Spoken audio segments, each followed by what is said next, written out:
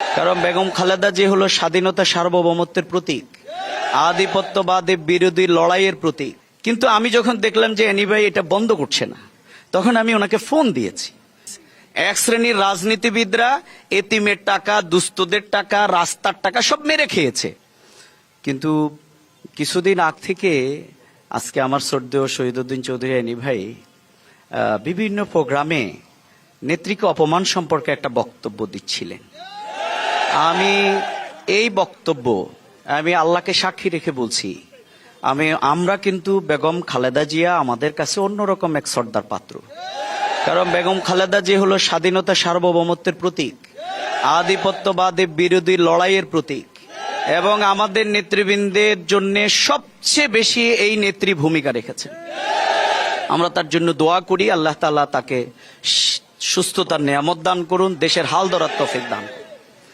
আমি এই কথা এনিওয়ে যখন একদিন বক্তব্য দিয়েছেন, তখন আমরা এই ব্যাপারে প্রতিবাদ করেছি, এই ব্যাপারে বক্তব্য দিয়েছি, এই ব্যাপারে আমি স্টেটমেন্ট দিয়েছি ফেসবুকে।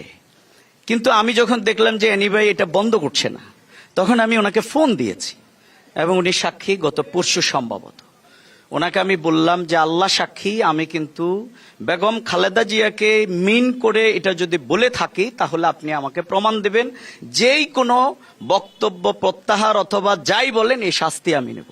কিন্তু উনি আমাকে বললেন যে ভাই, হুন্ডা নিয়ে কিছু কথা হয়েছে আর নেত্রী সম্পর্কে এরকম কিছু কথা। আমি বললাম না, আমরা নেত্রী বলি না, আমি বলেছি বিগত দিনে বাংলাদেশ দুর্নীতিতে চ্যাম্পিয়ন হয়েছে। এখানে এক শ্রেণীর রাজনীতিবিদরা, একটু প্লিজ, এক শ্রেণীর রাজনীতিবিদরা এতিমের টাকা, দুস্থদের টাকা, রাস্তার টাকা সব মেরে খেয়েছে।